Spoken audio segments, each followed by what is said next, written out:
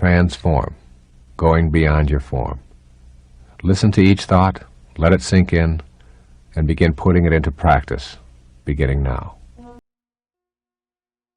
Number 1, know in your heart that there is an invisible intelligence in everything, and you have the power to make contact with this divine intelligence and create a life of bliss. There is something divine that rolls through all things. You can't get a hold of it? A little seedling has treeness in it when it is put into the ground. You can't see treeness, you can't see the tree, yet you know it is in there. And same with you. You have greatness, you have an energy that is so powerful, and it flows through you and in everything that you come into contact with. Know it, begin to trust it, and you'll find yourself experiencing transformation in your life. Number 2, this is your sacred quest. The doorway to higher levels of awareness in your life opens inward. And most of us spend our lives facing the wrong way, looking outside of ourselves for the solutions to our problems. Where inward, in that silent, quiet, empty space within, is where the universal intelligence lies. It is where your essence as a human being is. Begin to look inward rather than outward each day. Number 3, become aware that there are no accidents in our intelligent universe. Realize that everything that shows up in your life has something to teach you. Appreciate everyone and everything in your life. You need to begin looking inward at who you are and why you are here, instead of outward at the physical world or anything in it. Make this a day of appreciation, a day of being in awe and bewilderment of everything that you come into contact with. Appreciate your liver, appreciate your eyes, appreciate your legs, appreciate your mind, and everything that you come into contact with. Instead of judging it, just appreciate it. Number 4, draw your inner energy from the beauty that surrounds you. When you do so, this energy reception will become a source of strength and sustenance in your life. As you begin practicing beauty appreciation and seeing it in all things that you encounter, including all people, as you begin to see the fullness of God in everyone rather than something to judge, you'll find a new kind of bliss in your everyday life. Number 5, be peaceful, experience silence, meditate, and really listen to God. The result will be that you will find the solution to each and every one of your problems, whether it be related to relationships or finances, health, or self-image, all within yourself. The peace and the quiet and the solitude all come from an understanding that God's one and only voice is silence, as Herman Melville reminded us. And if you can just be, even for one moment today, just peaceful and just go within, you're going to find a bliss that you perhaps didn't ever know before. Number 6, forgive yourself for your transgressions. See that mistakes are lessons for you to transcend. Release yourself from the tyranny of self-recrimination. Make the decision to be free. Everything that's ever happened to you in your life has happened for a reason. And when you are filled with an absence of self-forgiveness, and you're full of recriminations about what you did or shouldn't have done, or what you should have done, all of these kinds of things are really a message that you're sending to the universe saying, God's plan doesn't work and mine does. That's really an insidious thing to say. Everything that you've done or experienced is over, and you had something to learn from it. So forgive yourself and move on with your life. Number 7, write down this ancient truth and reread it on a daily basis. When you seek happiness for yourself, it will always elude you. When you seek happiness for others, you will find it yourself. Number 8, attempt to remove all enemies from your thoughts. The same intelligence that flows through you flows through all human beings. When you know that you are connected to all, you cannot fathom striking out at others, let alone feeling hatred for them. Or another way of saying this is, on a round planet, there's no choosing up sides.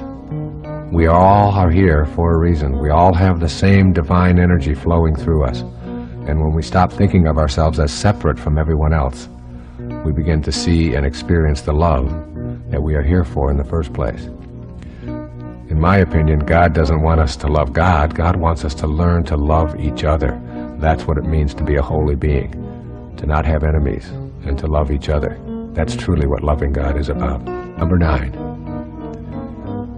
Release everything that you have been told is impossible or unrealistic, and allow yourself the freedom to make your own contract with God about what is possible for you. Examine all of the doubts that you have about miracles and miracle workers, and replace the doubt with openness. Be open, and release everything that you hate. Able to perform miracles and attract miracles into your life, you have to purify this temple that you live in.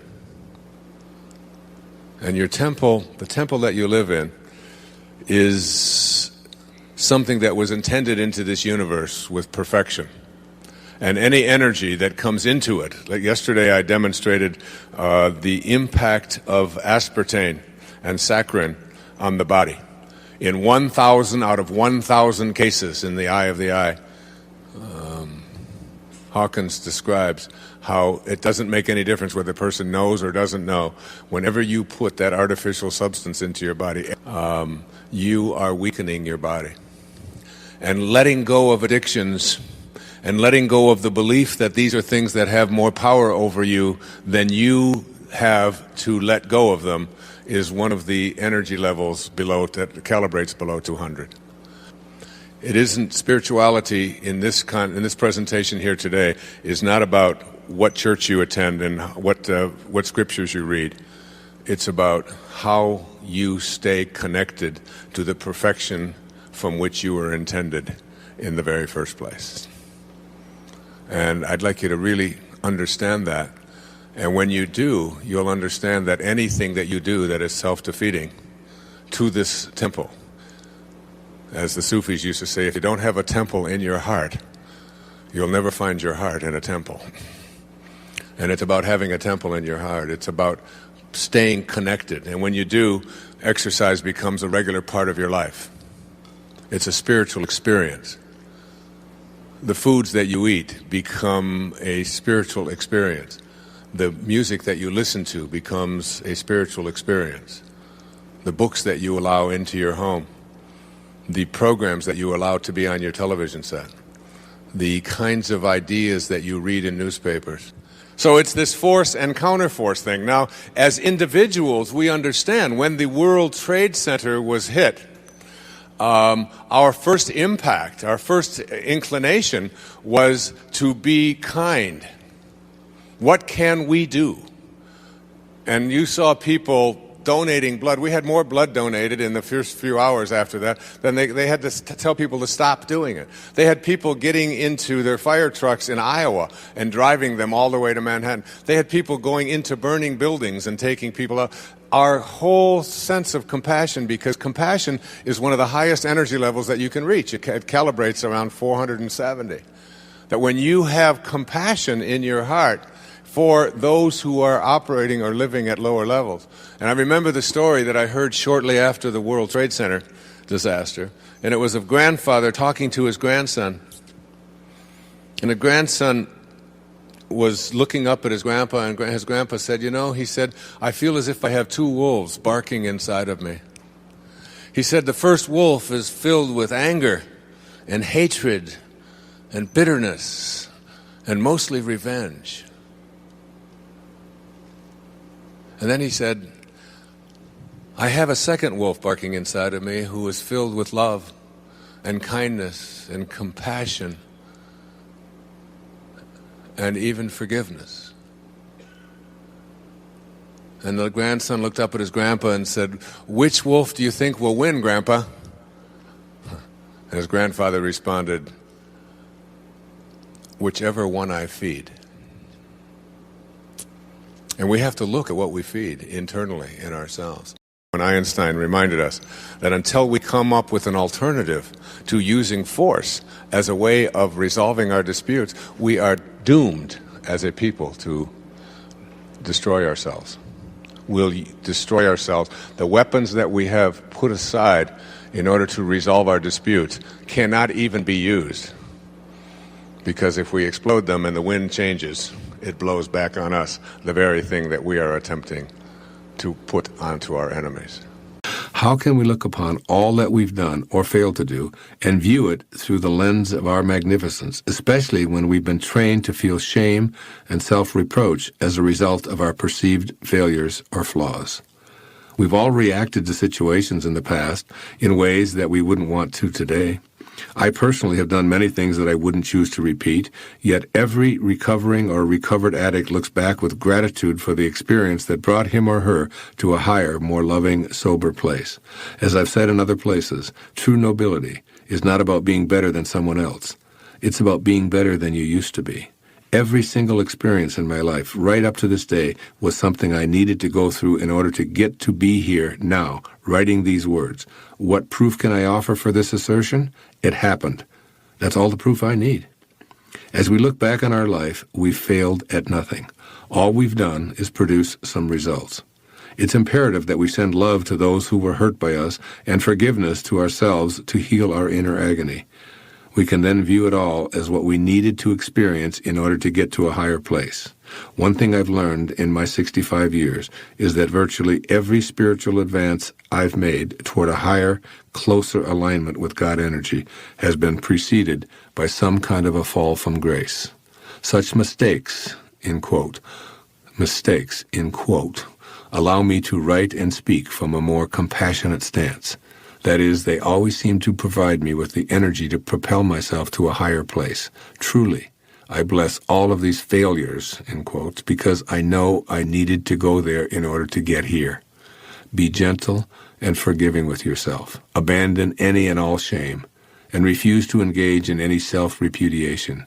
Instead, learn from Leo Tolstoy, who said that the most difficult thing, but an essential one, is to love life, to love it even while one suffers, because life is all, life is God, and to love life means to love God. So love life, every moment of it, especially your blunder-filled past. Dr. Abraham Maslow, perhaps the most influential person in my life many years ago, what is necessary to change a person is to change his awareness of himself. Consider how you might want to follow his advice. You can never be mediocre because you are magnificent in every way.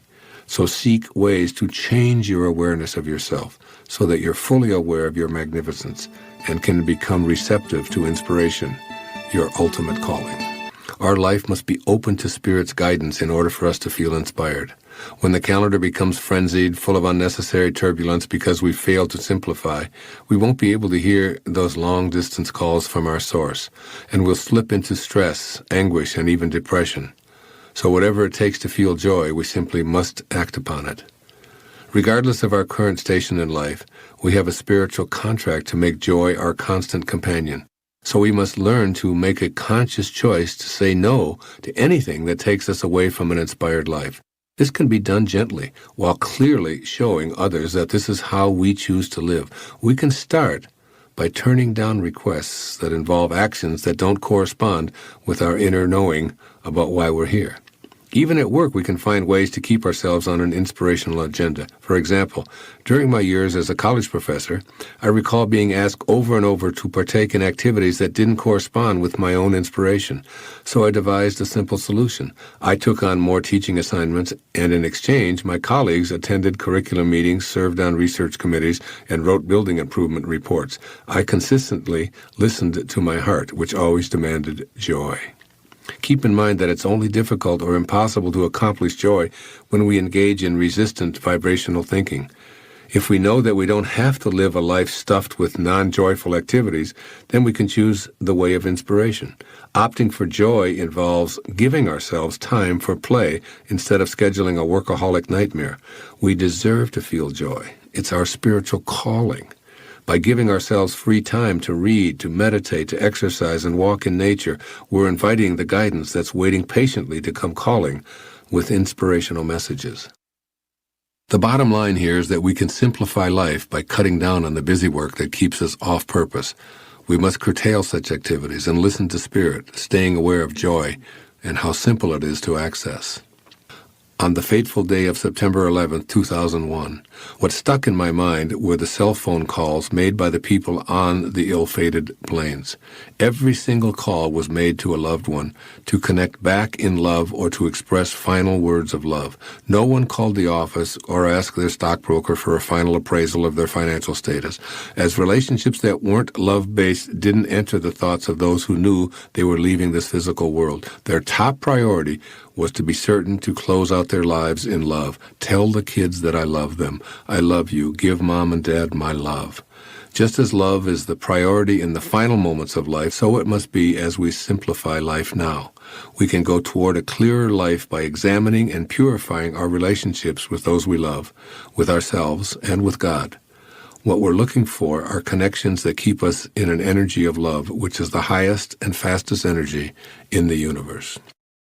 But cultivating the witness is an interesting thing, and what I want to say to you about this is that it's where you begin to step outside and no longer identify yourself with the outer and all that your senses tell you, and begin to reprogram this subconscious mind of yours, which is what does almost all of the activities of your life, the subconscious mind. You know, your conscious mind thinks about things, like when you're learning to drive, it says, you know, put the foot on the brake and then slow it down and turn this and slow it and you do this and, you know, put your signal on and endless kinds of things that go through the conscious mind until ultimately the subconscious mind gets all of the suggestions, and then you drive. Your subconscious mind takes you where you want to go. You see a red light, you stop. You don't say, red, right foot, better put it on the brake, better slow. You don't do any of that. Like even you're sitting, all of you sitting right here in this room. You know, you got here, you sit down, nobody told you how to sit, where to put your hands, how to do this, you know, how to listen. You just do all of this subconsciously. Your subconscious mind gets programmed all the time.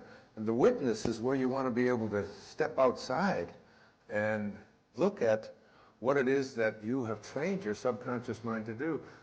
I wrote a whole book about this called Excuses Be Gone, about retraining this habitual mind of yours that does nothing but continuously have you redo the same things over and over and over again, where you want to learn to just walk a different way in your life and reach. And the way that you do this is by starting to witness what it is that you're doing. And one of the suggestions I give to everyone at my talks is this, to recognize that the last 5 minutes of your day before you go to sleep at night are 5 of the most important minutes that you live all day long. Because this is the time when you are preparing your subconscious mind, which is most comfortable with your unconscious mind. Your subconscious mind learns the most when it is in its unconscious state, in your sleep state. So as you're about to go into sleep and your mind is busy doing all of the kinds of things that it does, you are really preparing the universe to offer you up experiences that match up to whatever you're placing into your subconscious mind. And this is a hard concept for people to get, but this is how the world works. This is how the universe works.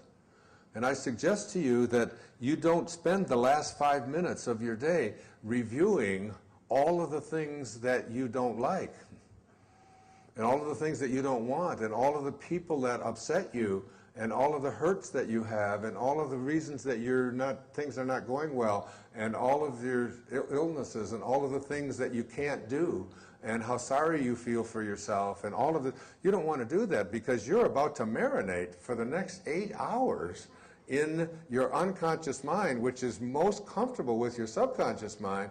And then when you awaken, you see your subconscious mind cannot make a distinction between what you're thinking about and what you're experiencing in your day and in your life. It just says, if you're thinking it, that must be what you want. And I'll just offer you up experiences that match up to what you're thinking. So you want to be really careful as you go off to sleep at night to make sure that you are placing into your subconscious mind, which is about to enter its unconscious state, only that which you want to materialize and manifest tomorrow morning when you awaken and throughout the entire day. And so many people make the mistake of using the last 5 minutes before they enter into this 8-hour marinating period by going over the things that they don't like, that they don't want, that shouldn't have happened, that really upset them. And so you want to make the shift. This is from the book of Job. In a dream, in a vision of the night, when deep sleep falls upon men, while slumbering in their beds, then he opens the ears of men and seals their instruction. Then he opens the ears of men and seals their instruction while they are slumbering in their beds. Job 33, verses 15 and 16. So while you're sleeping, you're getting instructions. But first you've got to place it in your mind and then experience it and witness it. And as you go to sleep at night, you witness everything working out perfectly. I am healthy. I'm going to be walking. I'm going to be in a divine relationship. I'm going to be, attracting the right prosperity. I'm going to have divine relationships with everyone I encounter. I'm going to have the most marvelous day tomorrow. I'm going to help 25 people. Whatever it is, you just place into your imagination, feel what that feels like, and then go off to sleep and receive your instructions. Cultivate the witness. Your body has limits to how fast it can go and how far it can go. They're expansive and grand. They're much greater than you've ever thought they were. There are boundaries in form, but in thought, in that invisible world that I'm talking about, there are no boundaries except what you choose to think. You can think anything. And anything that you can think is here already in the dimension of thought. It's already here. I'm going to stop relating to the people in my life just my form to their form. I'm going to start getting behind their form to that divine intelligence that's there. What are they thinking? And how can I have a no-limit relationship with everybody in my life? Instead of relating to the place where there are limits, their bodies, their forms, their performance level, I'm going to relate to what's in back of that. What kind of attitudes do they have? How do they think? I'm going to look at that side of them. That's what Mother Teresa talks about in the streets of Calcutta. She sees God in every one of those starving children and the lepers. She sees the divineness that's there. She doesn't just relate to the form. She relates to who is that human being in back of that form. What is that divineness there? You don't have to be Mother Teresa in the streets of Calcutta catering to the most sorrowful among us. You can do that every place in your life. You can stop just seeing the world in terms of what you see and what you can get a hold of and start living in that invisible part and back of that, where divineness really resides. That's in all of us. Whoever you are, wherever you go in the world, every single human being you meet, whether it's a tribesman in Afghanistan, whether it's a Sherpa guide in Nepal, whether it's a taxi driver in Tokyo, or a tribesman in New Guinea, or a salesman in Detroit, you share something with that person. What you share is what it's like to be human. We all share that with each other. And you know, and they know, what it's like to hurt inside, what it's like to feel lonely, what it's like to experience pain or to experience exhilaration or happiness. We all, as human beings, and those are all thoughts, those all come from thought, we share thought together with all human beings. And if we remembered that, if we tuned into that part of people, whether we're running a business or a family or whatever, if we started relating to people there, instead of just to their form, and when you see an angry person or you see a happy person, what you're looking at is what created that? And what kind of thoughts do they have? And relate to their thought, relate to the divineness in them, whoever they are. The whole world would be better, and so would your business. It's understanding that no one is any better than anybody else in God's eyes. See, it doesn't matter what you call that universal intelligence. The name doesn't matter. It's just as good a word as any in God's eyes, in that universal intelligence that's permeating all form. All of the rest of it is just trappings. It doesn't really matter. When it gets right down to it, we all share humanity with each other. We're all part of the being called human being, each one of us. In reading the literature of the East, particularly, in preparation for my book, You'll See It When You Believe It, I would find that over and over, I would see references to this thing called the observer. The observer. And one particular group of people would have written about it, and then it would show up in Buddhism, and it would show up in Hinduism, and it would show up in practice of Zen and in Kundalini. And it just kept showing up, this observer, the observer. And I wasn't quite sure what it was, what it meant. And then I began to realize that it's something I've done all my life. only they were just putting it into words. It's really a technique that I find myself using over and over again. The best way to think of it is, like Shakespeare said, the whole world is a stage, and we are all but actors on that stage. When you start to look at it that way, you begin to see yourself as having a lot of roles to play. And they really are roles. And we're all out there playing these roles. Now, it doesn't mean that I'm not authentic at all. I'm not talking about authenticity. Each one of these things are very real, but they are still roles that we're playing. So what you have to do is sort of remind yourself that you're doing that and not take all of this whole stage so seriously and make it so dramatic and so significant and important. It's like lightening you up a little bit. And the observer is like whoever this guardian angel or this invisible person is. You can sort of catch yourself whenever you find yourself getting out of control or getting mad at the fact that there's a delay at the airport or that the traffic isn't going the way you want it to. That invisible guardian angel, that eye that can be in back of you, can put the skids on that right away. That person can say, I'm watching you. I'm watching your form. You know, Lily Tomlin had a great line. She said, how come when you talk to God, it's called praying? But when God talks to you, it's called schizophrenia. You know? But that God talking to you can be that invisible part of you. Then you start connecting to that. And I find myself, wherever I am in my life, whatever I'm doing, in back of myself, on my shoulder or whatever, and reminding me, how should you react to this? Send love here. A lot of people think that other things make them the way they are. They will blame their past, they'll blame their parents, they'll blame the economy, they'll blame the Ayatollah, they'll blame somebody for things that are going wrong in their life. And one of the favorite things that we have to blame for why I'm upset at a particular moment is something called traffic. Traffic made me upset. And I've always reminded myself when I'm in a jam or when I'm on the freeway and I'm trying to get someplace, that traffic doesn't care. That you have within you the opportunity in this moment to really work on these things that are perhaps debilitating or creating anxiety or stress in your life. That these are tests, these are opportunities for you. Traffic doesn't care. Your anger is your choice, and you can always choose to be happy, angry, depressed, miserable, upset, or you can choose to be fulfilled and do something positive in this moment. It's always up to you. And if you can just give up your personal history, just let the whole thing go, and pay attention. And when I thought about that yesterday, I went for a swim, and which I do every day. But it was after doing this seminar with Eckhart, and I noticed that I was more in the moment in that swim than any swim I've done in the last several years. And I swim virtually every single day at sunset for about an hour. In the ocean, and I just I was in every stroke, and every time I would look down with the goggles on, like whatever you see, whether you see fish or you see turtles or you just see, you know, rocks or trash or whatever it is that you see, it was like it was almost like the transcendence of time and just getting past it and just really immersing yourself into that present moment.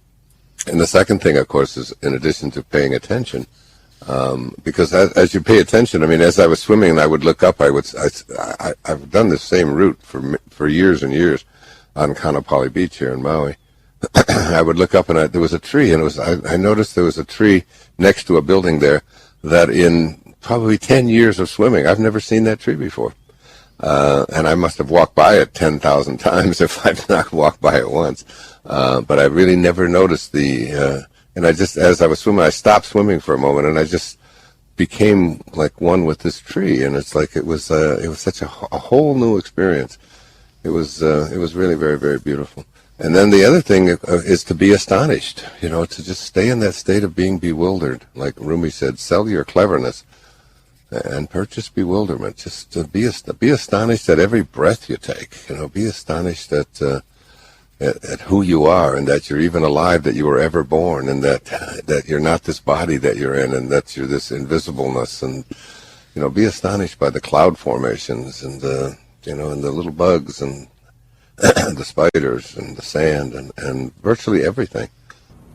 I had a great teacher that came into my life through his writing. His name was Nisargadatta Maharaj. Lived in India up until the mid-1980s. And he wrote something called I Am That, which was very powerful and influential in my life.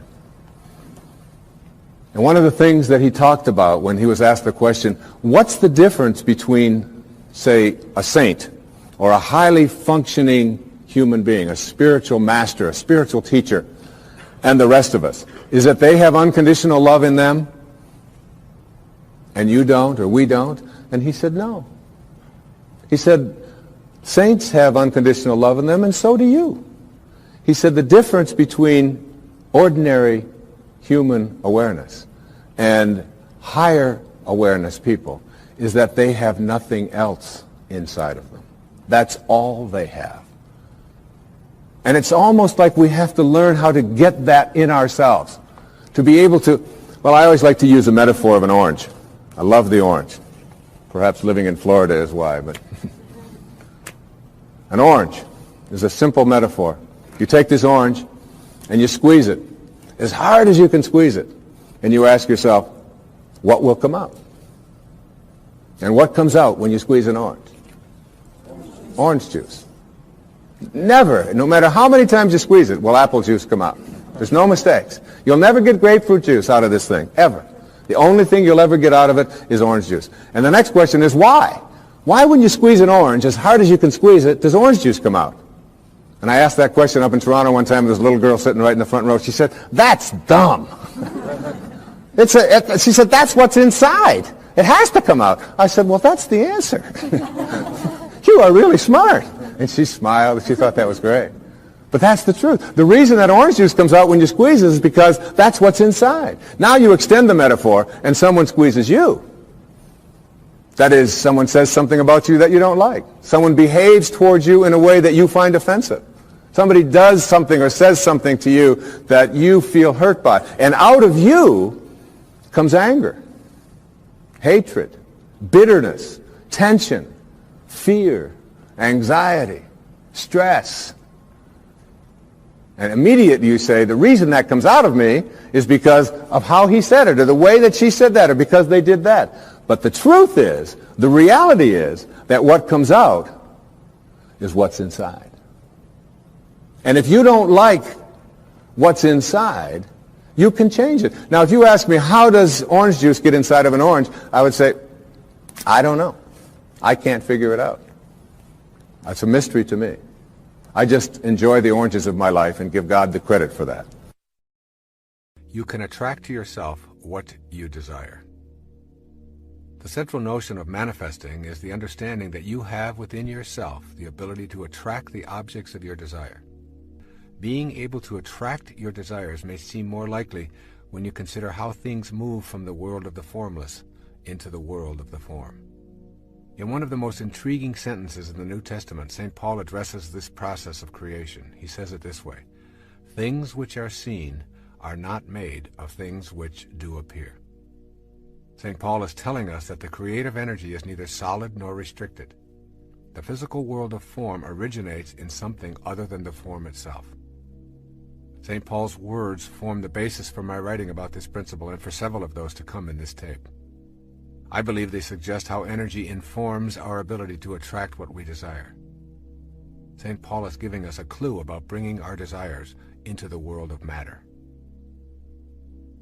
Energy then becomes a force that we can tap into. In a film about his boyhood, Albert Einstein describes picking up a compass and watching it in fascination as the needle moved when he changed direction. He said that he became obsessed with understanding the invisible force that moved the compass needle. Where was the force located? Who controlled it? Why did it always work? Like magnetism, there is a force that has many characteristics that are quite impossible to detect with our physical senses. We call this force energy. Energy is in all things in our universe and has an impact upon objects around it with something that we describe as the power of attraction.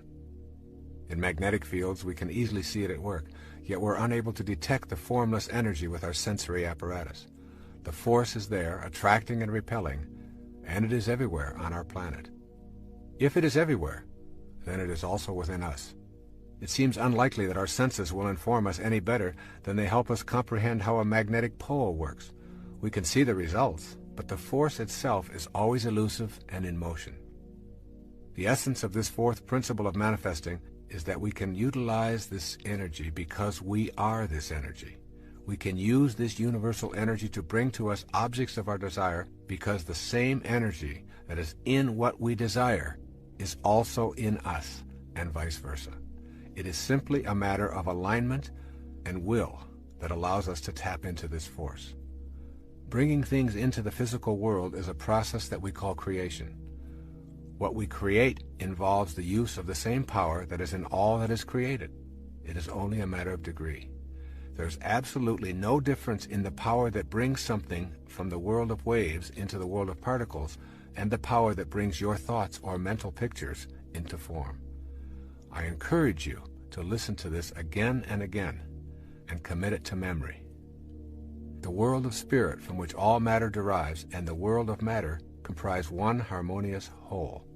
They are separate but always together, just like the peak of the wave and its base, separate but forming an inseparable whole. Think of manifesting as nothing more than transforming waves of possibility into particles of reality. The transforming process requires energy. This energy is invisible but is always in everything, including us.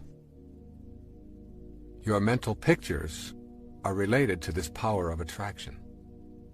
There is a power within you that allows you to form a thought or a picture. This mental picturing power is the energy of attraction that is in all creative processes. It is different in degree, but nevertheless identical with the power of attraction. This power is the very substance of life. You can't see, touch, or hear this power, but it is within you. In using this power, you are not in any way attempting to change or interfere with the laws of nature. You are fulfilling the laws.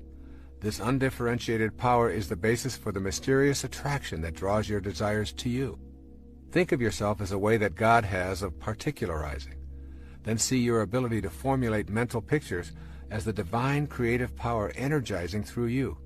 Can you see that the same creative energy that particularizes as yourself is what you use to manifest your desires? This power thrives on happiness, love, joy, contentment, and peace. The more blissful and loving you are, the more the divine spirit particularizes within you and the more godlike you become. It is through your thoughts, or how you use your power to create a thought, that all creative energy is attracted to you. If your mental pictures are of being surrounded by things and conditions that you desire, and they are rooted in joy and faith, your creative thoughts will attract these surroundings and conditions into your life. The power to even have a thought is a divine power. With this recognition of its sacredness, you form a vision or a mental picture. Finally, you hold it lovingly in place with the inner knowledge that the God force that brought everything in the universe into existence also created you. The form that this energy will take will be controlled and directed by your will or your mental picturing. It is waiting to take any direction you decide. You impress upon the universal mind the object of your desire, and you calmly and knowingly proceed to act upon that picture, allowing the greater intelligence and your own, which is a part of that greater intelligence, to work through you to produce the results. You abandon all fear and return to the affairs of your life, assured that the necessary conditions will soon come into view or are already there. The key is to repeat the mental pictures until the truth of what you are affirming resonates within you without an ounce of doubt. And there will be times when it appears that it isn't working. If your picture doesn't manifest in the time span that you've designated, relax and retreat to your knowing that it is already in place in the spiritual realm. Time is simply not a recognizing feature of the all-creating wisdom. I watched television, and we have a generation of people who are being raised to believe that if you want to heal something, you have to take a pill. And we advertise it. I mean, it's just a constant inundation. Children are exposed to this stuff all day long, every single day. Every time you have the television on, watch all the advertising. Do you know this country and New Zealand are the only two countries in the world that allow advertising of prescription drugs on television? We've gone from a country where getting a prescription was a rare thing when I was growing up. I mean, going to the pharmacy, I mean, and getting a prescription, it was just a really rare thing to do. Now the average person has 7, 8, 9 different kinds of prescriptions that they're taking, and they're being advertised continuously. So it isn't so much that we're being exposed to the idea that we have to take drugs, we have to take, we have to buy this particular drug and that particular drug. What we're being conditioned to, and raising a whole generation of people, and I have a daughter who's in that mess, internally in her head, is the belief system that you need something outside of you in order to be able to resolve whatever is going on within you. And, I've seen so many people who, when they change around the kinds of things that they eat, and when they begin to really exercise differently and change, that you start tossing away the prescriptions. You take more than 4 prescriptions, and you're taking 5 or 6, because the combination of the ones working within you is another prescription that you're taking as well. And the number of children, young people, the biggest cause of death amongst teenagers now is the overdose of prescription drugs, particularly pain pills. It's the consciousness that we are raising a generation of people to believe that healing has to take place by buying something at the store and at the drugstore and putting it into your body. When in fact,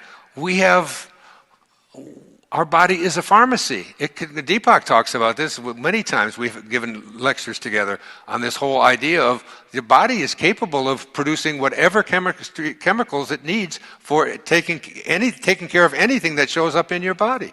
It knows how to do that if you just get out of the way of it and just allow it to be the perfection that it is. And so we've become a country, in the United States particularly, where, the use of drugs for virtually every kind of thing, whether your leg is restless or whether you've got depression of some kind or whether, It's this energy of knowing that healing is possible and that it's in every one of us. And that healing energy is something that all of us have. And that by putting your hands on, or just convincing somebody, or just letting them know that I have such a strong belief in you that you can be healed, that has a tendency to transcend the negativity that is the disease process. And that it isn't some magical faith healing kind of thing at all. I mean, if you read the work of Bernie Siegel, and if you read Deepak Chopra, and you read Dean Ornish, and many of these medical people who are talking about the mind-body connection, they're really talking about a strong sense of connecting to the chi, or the prana, which is just the energies. It's just another word for that energy, for that God force.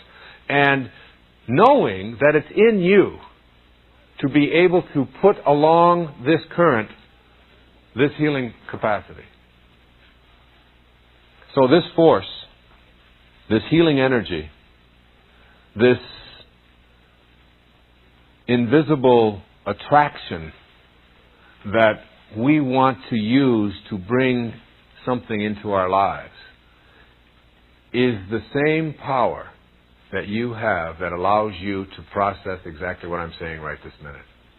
It's almost like you have to do a somersault into the unimaginable.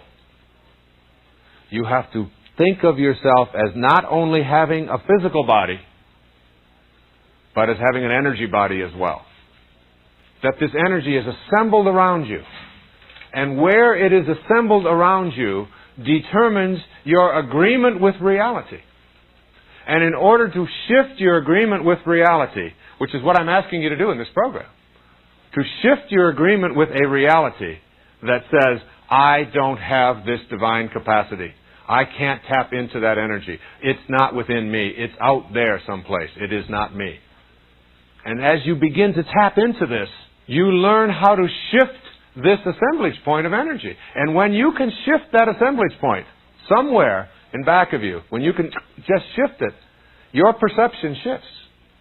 There is nothing that separates you from that divine source except your belief that you are separate from it. Thank you very much. Living creatively is how I describe existing with a conscious awareness of the presence of this feminine principle. This mysterious female is always birthing, and the Tao Te Ching speaks of the gateway to her as the root of creation. It's telling us that we have the ability to tap into this unlimited field and co-create, or as I've said, live creatively through the Tao. The never-dying formative energy is both our heritage and our destiny, functioning whether we're conscious of it or not. What awareness accomplishes through practicing the Tao is to let us participate in the process, which in turn leads us toward the wholeness that is our ultimate earthbound task. Although his writings are almost 3,000 years old, Lao Tzu is offering 21st century advice here with a message that's as timeless and never-ending as the Tao itself. Words may change, but be assured that the feminine energy can and will bring you to your own perfection. If you choose to be aware of the inherent creativity that resonates deep within you, where the invisible Tao sings the loudest, you'll assist the birthing of new ideas, new accomplishments, new projects, and new ways of understanding your life. In Deng Ming Dao's 365 Tao daily meditations, the divine feminine energy is equated with the sound of birds soaring and gliding over a vast landscape. Quote, "You can feel this in your life. Events will take on a perfect momentum, a glorious cadence. You can feel it in your body. The energy will rise up in you in a thrilling crescendo, setting your very nerves aglow. You can feel it in your spirit. You will enter a state of such perfect grace that you will resound over the landscape of reality like an ephemeral bird song.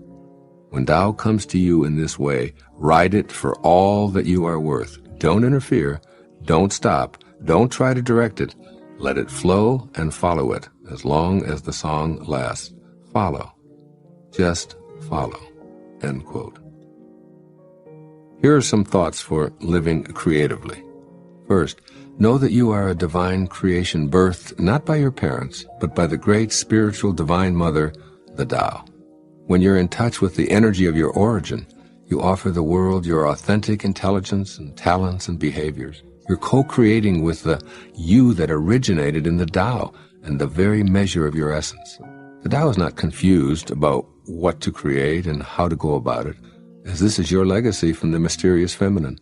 Listen to your inner callings. Ignore how others might want to direct your life energies, and allow yourself to radiate outward what you feel so profoundly and deeply within yourself. There is a reservoir of talent, ability, and intelligence inside of you that's as endless and inexhaustible as the Tao itself. It must be that way because you are what you came from, and where you came from is this all-encompassing, endlessly creative Divine Mother, the mysterious feminine of the Tao. Whatever you feel within you as your calling, whatever makes you feel alive, know in your heart that this excitement is all the evidence you need to have your inner passion become reality. This is precisely how creation works, and it's that energy that harmonizes with the Tao. And secondly, be creative in your thoughts, in your feelings, and in all of your actions. Apply your own uniqueness to everything you undertake. Whatever you feel compelled to do, be it write music, design software, do floral arrangements, clean teeth, or drive a taxi, do it with your unique flair. Being creative means trusting your inner callings, ignoring criticism or judgment, and releasing resistance to your natural talents. Without fail, she reveals her presence. Without fail, she brings us to our own perfection. Then choose to let go of the doubt and fear you've harbored within you regarding your capacity to harmonize with the creative power, a power that's not only greater than your individual life, but is life itself. As the great 14th century Sufi poet Hafiz reminds all of us, quote, "Just sit there right now. Don't do a thing. Just rest. For your separation from God, from love, is the hardest work in this world." Unquote. When you reconnect to your Divine Mother, you'll be living creatively. You will, in fact, be living the Tao. Do the Tao now. Today, notice babies and small children. Look for the mysterious feminine nature in little boys and girls who haven't yet become so attuned to cultural and societal demands that their true selves are hidden. Can you see some whose inherent nature is intact? Notice what seems to be their natural character or their gift from the Tao. Then try to recall yourself as a child, when the natural, Tao-given self was unaware of the ego self. The time before you believed that acquisitions or power were important. Who were you? Who are you now? Yes, today, spend a few moments with a young child and contemplate his or her connection to the Tao and how it unfolds perfectly, without any interference.